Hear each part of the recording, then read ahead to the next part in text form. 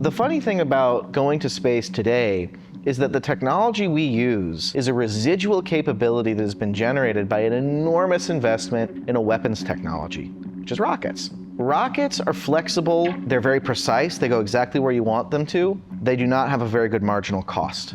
Rockets are really expensive and fragile. What we need to do now is we need to move enormous amounts of material to space at the absolute lowest cost. Over the past couple of years, more satellites have been launched all over planet Earth for the entire preceding history back to Sputnik. So now there's actually enough civil demand for access to space that I think it really makes sense to revisit from first principles and ask the question of, if it doesn't have to be a weapon first and foremost, what does space launch look like? What is the right way to put stuff into space? And I would argue it looks a lot more like what we're building than a rocket. I'm Mike Grace. I'm the CEO of Longshot Space Technologies Corporation. We're building a multi-injection kinetic accelerator for taking large stuff to extremely high speeds and putting it directly into orbit. I say this when I'm talking to the team occasionally, like, we're here to crack the solar system open like an egg. We want to get at the good stuff on the inside and bring it to humanity, give humanity access to that. And we're repurposing a whole bunch of technology that's really been kind of lying around since World War II to do that. In World War II, the Germans built a bunch of different crazy super weapons. One of them was the V2, which both the Americans and the Russians stole and used to put dudes on the moon. The other was called the V3, which was a multi-injection gun. The long-range German guns were getting hot. Turns out it's really easy to drop bombs on a gigantic gun on a hillside, so it wasn't a very good weapon. But it was a very good way of making things go very, very, very fast at a very low cost. So we think we can build something that's actually very similar to the V3 that the Germans built, flat on the ground, and use it to put stuff into space. There are a few steps to how the system works. The first stage of the cannon, gases are pushing from behind the projectile and accelerating it down the barrel. For every additional injection of gas you add, the maximum pressure and the maximum temperature comes down and comes down and comes down. That lets you drive a very heavy projectile to high speeds while at the same time being gentle, both to the gun itself and to the vehicle. The second way that we accelerate projectiles is by injecting gases from the sides. Every few meters, there are side injectors, we call them, that are basically compressed gas tanks with a high-speed gas release mechanism. And as the projectile goes down the barrel, every couple milliseconds, we release a puff of gas that hits the projectile on a long tapered tail. The impact of the gas on the tail squeezes it down the barrel, just like squeezing toothpaste out of a tube. And we can keep accelerating the projectile up to launch speeds. And that's actually kind of the core technology that we've been developing over the past year and a half. I'm Nathan Sychek. I'm the CTO of Longshot. What I like about Longshot compared to a rocket is that it is fundamentally very simple. Most of the system is mild steel and concrete, components we can buy off the shelf. You build it once, you can maintain it, modify it. We're completely solar powered or wind powered, whatever sustainable energy source we want to use. The whole system can be much cheaper and much easier to build. Our tube is about 18 meters long, which is about 60 feet. We have a total of 4 pressure vessels, one that is connected right from the back of the barrel, and then we have 3 boosters that come along the barrel, spaced throughout the 60 feet. My name is Marius. I'm a technical project manager. I'm focusing right now on test setups and running our test shots.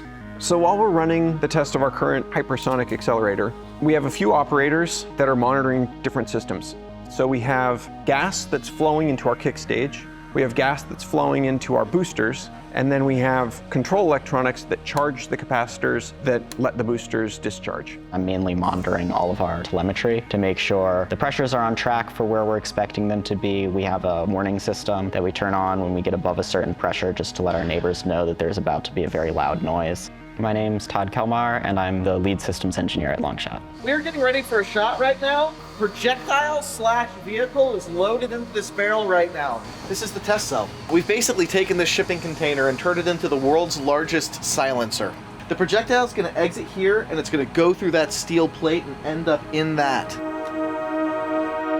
720, we're close. It's a good thump. It's a good testing.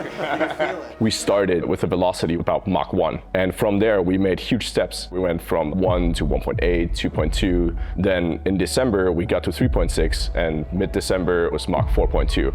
So over the past 6 months, we basically quadrupled our speed, which is amazing. When we're in a test campaign, usually we'll be shooting 3 times a week. We had a couple of weeks where we were doing multiple test shots a day. It can be a little emotional sometimes when things aren't working, but at the same time, we keep shooting. And so if one test doesn't go well, okay, we'll debrief, figure out what went wrong, and then reset for the next one. One of the great things about our system is that we can reset really fast. We support each other. If somebody's having a tough day or we have a tough shot that didn't go the way we wanted, we just rally around and figure out a way to get through it, and there's always some path forward. Our projectile didn't 100% survive, so we lost a lot of efficiency. So we've got to redo it. That's okay. Failures happen. It's the only way to success, right? Hey, everybody.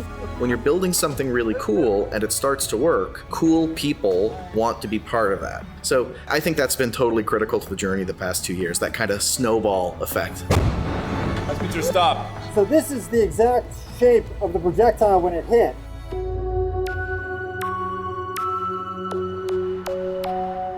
Everybody here, super talented people, they're working here because they believe this being part of a much better future for everybody. What we're doing here is so unique and so different than what a lot of other companies are doing. It will just completely change the dynamic of space launch and how people even think about just traveling to space. Our entire history and everything that we have is built on the thin chemical scum on the surface of the Earth. People look around them and they think that's everything. It's in our language. We say the world when we mean the universe.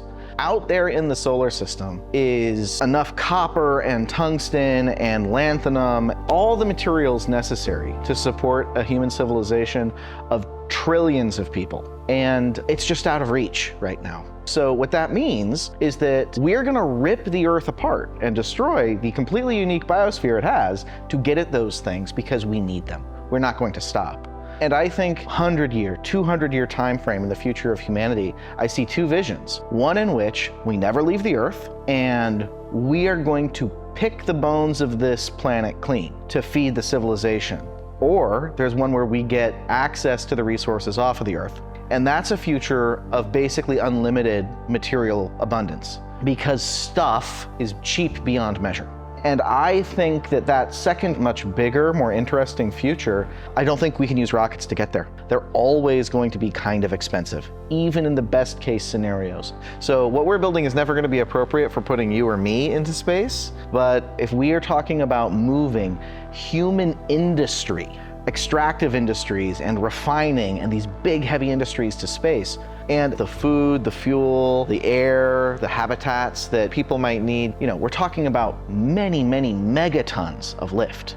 So Longshot attempt to address that problem. We spent the last 2 or 3 months working really hard. We gradually increased the performance of the system by enlarging the volume of our boosters, by a variety of tweaks and adjustments to the projectile. So we went from Mach 3.6, 3.7, 3.8, 4, 4.2, and then even one small shot where we managed to get 4.6. So we've optimized it basically as much as we can here with the available resources. So now we're gonna go somewhere where we can do things that are a little bit more dangerous in the abstract, but we'll be doing them safely still. We were out in Tonopah 2 weeks ago, and the site is beautiful. There's a lot of land, it's a lot of desert, exactly where we want to be for something like this. We're still going to be pushing, but now we can stop working on this current system, which is really just a technology demonstrator and is pretty limited. And we can really start digging into the design of the next system. During the Second World War, when the Germans made those weapons, they did not have the technical capabilities that we have nowadays with the electronics. So I think bringing up those old ideas and not really reinventing the wheel, but improving the wheel, I think has a lot of potential. I still think that right now, the right way to bring humans up into space is still rockets, and it will be for a long time, just because the G-forces in our system would be too high to make any human body survive. But materials, fuel, anything like satellites, bringing into space, I don't think you could have the world look anything like it looks today without the radio. You couldn't have it without the telegraph. There's some technologies that are just absolutely foundational to the type of civilization that we as humans have today. And I think that if you want to see big positive change, I think one of the things that you can do is try to bring a new technology into the world that can have that kind of an impact. The past couple of years have been a real blur, and looking back on it, I feel incredibly proud of what we've been able to accomplish, and it makes me really excited for what's coming next. What we're going to build out in the desert is going to completely blow people away. Thanks for taking the time to learn a bit about us, and I hope to see you again.